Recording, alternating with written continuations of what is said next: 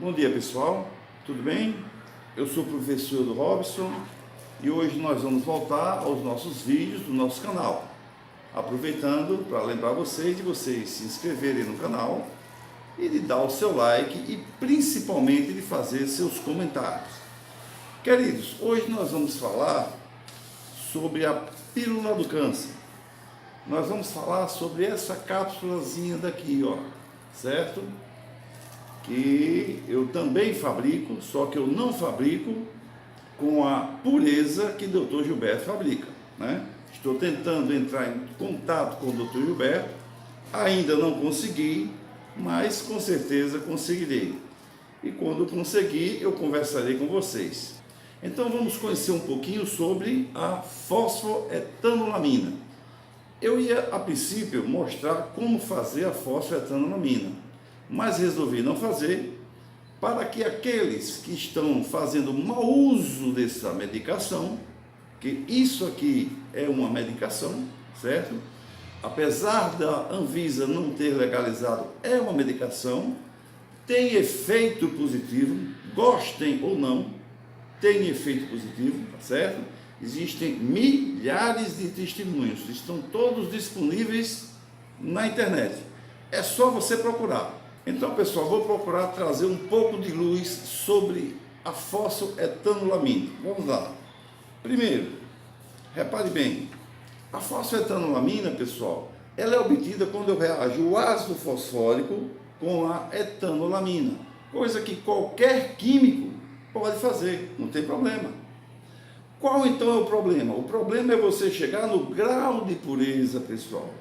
Veja bem, essa reação vai acontecer quando um dos hidrogênios do ácido fosfórico se acopla ao composto etanolamina, que é um composto misto, é um composto da química orgânica, é um composto que tem amina e que tem álcool, tá certo? Então, é o produto da reação entre um composto inorgânico com um composto orgânico. Aí nós vamos obter um pó branco. Não vou entrar em detalhes, justamente para evitar que especuladores, que pessoas que têm caráter duvidoso, aproveitem como tutorial. Vai pegar esse, vamos chamar de pó branco, certo? Vai purificá-lo e vai testar a pureza. Pessoal, nenhuma droga funciona sem pureza. E a fosfoetanolamina é testada através do raio-x do pó. E aí nós fazemos um diagrama que é chamado diagrama de Ortep. E nós conseguimos, nós que eu falo, cientistas, no caso do Dr. Gilberto Gelice, que é o grande descobridor dessa maravilha que nós temos, ele consegue entre 90% e 92% de pureza. Um absurdo, uma coisa fantástica e que nós não podemos perder. Por isso que eu estou fazendo esse vídeo. Por isso que eu entrei na campanha a favor da fosfoetanolamina. Então, pessoal, primeiro apresentando o criador, que é a coisa mais importante. O criador é Dr. Gilberto Gelice. Ele trabalha no Instituto de Química de São Carlos, lá em São Paulo, pessoal. Quem mais trabalhou com ele? Quem mais conhece essa fórmula? São os doutores Salvador Neto e o doutor Otaviano Mendonça. Ninguém mais sabe a formulação da fosfoetanolamina. Ninguém consegue fazer com a pureza que eles fazem. Então, pessoal, já estou vendendo como suplemento alimentar. Cuidado, suplemento alimentar não é medicação, não vai dar o efeito que você espera. Fique muito atento nisso. O maior perigo que nós corremos, no caso, o maior perigo é que isso caia na mão de chinês. Aí você, por quê? Porque a China não respeita a patente. Nós temos que respeitar a patente. Essa patente é genuinamente brasileira, certo? Agora, quem é o Dr. Gilberto Gelice? Vamos lá. Mestre em Fisicoquímica, doutor em Química Analítica e um pesquisador com trabalhos reconhecidos mundialmente. Agora, quando a gente vai assistir aos depoimentos desse ilustre cidadão brasileiro na Câmara dos Deputados, né, nas televisões, só se referem a ele de maneira que rebaixa a pessoa, o professor aposentado, né? Quer dizer, o vagabundo, como diria o ínclito Fernando Henrique Cardoso, né? O nosso ex-presidente da República, que acha que aposentado é vagabundo. Fiquem sabendo que Dr. Gilberto é atuante, trabalha até os dias de hoje. Daí é necessário você saber um pouco mais de como funciona essa substância, essa molécula maravilhosa que foi criada pelo Dr. Gilberto e sua equipe e que só eles sabem fazer. É bem simples. Olha, você tem a célula normal e você tem a célula cancerígena. Você vai encontrar este filme aqui no canal. É só você pegar o filmezinho que você vai ver todo o mecanismo da fósforo entrando no organismo e o que é que ela faz. Mas eu vou falar aqui ligeiramente. Quando você ingere a fósforo, o que é que acontece? Ela entra no trato estomacal e quando ela passa pelo piloro, ela quebra. Quando a molécula quebra, pessoal, ela prossegue na digestão, não é isso? E vai para o fígado. Lá ela é metabolizada e ela se adere com um substrato. Pronto, chegamos à parte que nós queremos. Essa parte quebrada da fosfetanolamina, que não interessa qual é por enquanto, pegou o substrato e aí sai a combinaçãozinha e entra na corrente sanguínea. Entrou na corrente sanguínea, é bem simples, ela vai procurar identificar a célula cancerígena. Aí você pode me perguntar, professor, como é uma célula cancerígena? Eu explico, é bem simples. Na célula normal, o núcleo tem trabalho aeróbico. Na célula doente, o trabalho é anaeróbico. Na célula normal, a mitocôndria, que é a fonte de energia, produz muita energia. Já na célula cancerígena, a mitocôndria produz pouca energia. É isso que o substrato vai procurar, a mitocôndria que produz pouca energia. Ele se associa a essa mitocôndria e aí vai para a porta da célula e cria um receptor, que eu vou chamar aqui de receptor de glóbulos brancos. Ou seja, ela vai enviar sinais para os glóbulos brancos e eles, recebendo esses sinais, eles se direcionam a essas células e aí se acoplam ao receptor, destruindo a célula por apoptose. Vocês que são estudantes de biologia, qualquer estudante de ensino médio, sabe o que é apoptose. É a destruição por explosão realmente da célula. Explode literalmente, tá ok? A célula sumindo, o tumor regride, o câncer acaba. Pessoal, é só vocês assistirem os diversos depoimentos que existem aqui no canal e estão aí também na internet para que vocês consultem. Pelo amor de Deus, abram a mente. Quando a gente está com câncer, a gente não tem tempo. E só tem uma maneira de você obter a fosfetanolamina. É através da justiça. Você vai procurar um defensor público ou um advogado particular e ver como está sendo este procedimento. Por enquanto, não há outro meio, tá certo? Sim, tem um fato que eu também esqueci de mencionar, que é sobre o Dr. Marco Menelau, que também participou da pesquisa. Pessoal, na verdade, o grande defeito que está tendo, o grande problema que está havendo, não é o estudo clínico, não. O primeiro problema é que quem descobriu é uma pessoa do interior. A equipe é do interior. Apesar de toda a qualificação, tem esse preconceito. E o segundo defeito é que o Dr. Gilberto quer que essa pílula seja dada. Só para você ter uma ideia, essa cápsula custa em torno de 20 centavos. É um preço absurdamente inferior a um tratamento convencional, como a quimioterapia, que bote mais de R$500 por aí. É R$500, 540, 580, vai depender da clínica. Pessoal, e há casos em que há injeções que passam de R$8.000. Isto é uma brincadeira. Isso aí é maltratar quem está passando mal. É maltratar quem está morrendo. Quem está morrendo vende tudo, está desesperado.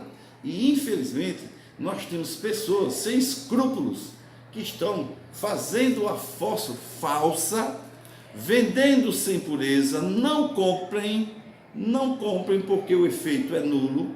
Tem pessoas sem escrúpulos nenhum que fazem os testes no laboratório, prescrevendo a medicação de forma errada, e é lógico que não vai dar o efeito esperado. Tem reportagens e reportagens na TV. Procure as emissoras sérias, os médicos sérios, que eles vão falar a verdade. Um detalhe, não culpem os médicos. O médico não pode prescrever aquilo que não é medicação, ele tem um protocolo. Agora, tem coisas que realmente me deixam assim indignado, porque no alto clero existe provas, certo, de médicos receitando para médicos. Vocês vão ver isso em vários canais, inclusive mostrando a receita. Não sou eu quem afirmo, é o canal quem afirma e tem a receita. Eu também tenho a cópia da receita, tá ok? De um médico receitando a fósforo para outro médico. Ou seja, lá no alto escalão a coisa acontece, mas aqui embaixo o povo padece. E isto não pode acontecer. Bom, mas qual é o mistério da fase clínica? Eu vou explicar a vocês o que seria, mais ou menos por alto, a fase clínica do teste de um medicamento. Olha, o estudo clínico começa com a cultura das células, certo? Que é feita em animais, em laboratórios. Essa parte já foi feita, tá? Depois nós temos a fase 1 da medicação.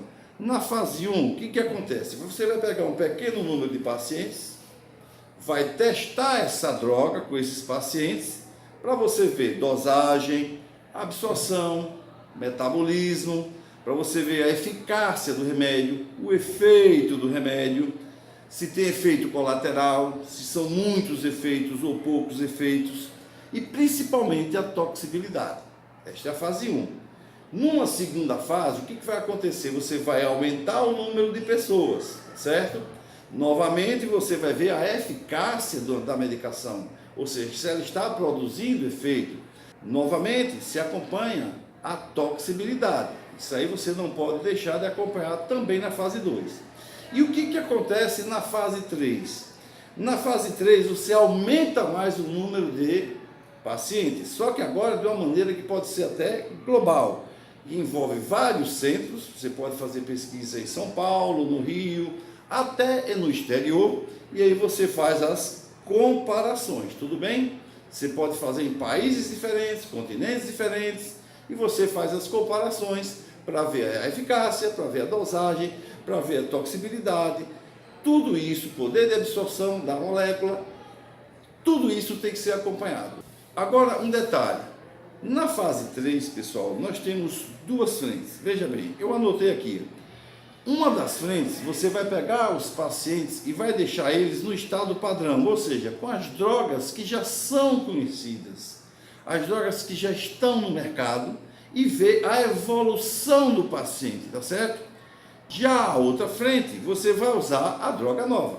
É aqui que você vai ver se vai ter o mesmo efeito, se o efeito vai ser pior ou melhor do que com as drogas que já são convencionais. Deu para entender? Se mostrar que é eficaz, a droga é aprovada. Mas mesmo assim nós temos a fase 4. O que é a fase 4? Essa fase 4, ela é a chamada fase de campo. O que é a fase de campo? A fase de campo é quando a droga já está sendo usada pelos pacientes, já está sendo prescrita pelos médicos. Pode aparecer ou não aparecer toxicidade, reações adversas, tudo isso pode acontecer. Afinal, é um medicamento, é um corpo estranho que entra em nosso organismo. Mas é isto que a Anvisa está brigando. Foi isto aqui que foi interrompido por uma liminar na justiça. Um absurdo, pessoal. Só para vocês terem ideia, pelas minhas anotações, existem aproximadamente, eu não tenho atualmente como comprovar, porque eu não estou com os dados aqui agora, mais de 250 mil casos na justiça pedindo o uso da droga, aonde o paciente assume o risco para usar a droga, certo? E estes casos estão pendentes na justiça, porque a Universidade Federal de São Carlos não tem como produzir tanta droga. Ela tem uma capacidade limitada. E há também outros fatores, principalmente o interesse da indústria farmacêutica. Mas pense aqui, 250 mil casos na justiça. Pessoal, há boatos de que pelo menos 50 mil pessoas foram curadas. Eu não tenho esse dado aqui para comprovar. Aqui é um boato. 50 mil pessoas usaram, 50 mil pessoas foram curadas. Isso dá para você? Se dá. Para que você precisa de estudo clínico? Porque estudo clínico é um grupo pequeno de pessoas, exceto na fase 4. Tá certo? Então, pense um pouquinho, divulgue este vídeo, pessoal, e vamos lutar, porque quem tem câncer não tem tempo. Até outro vídeo.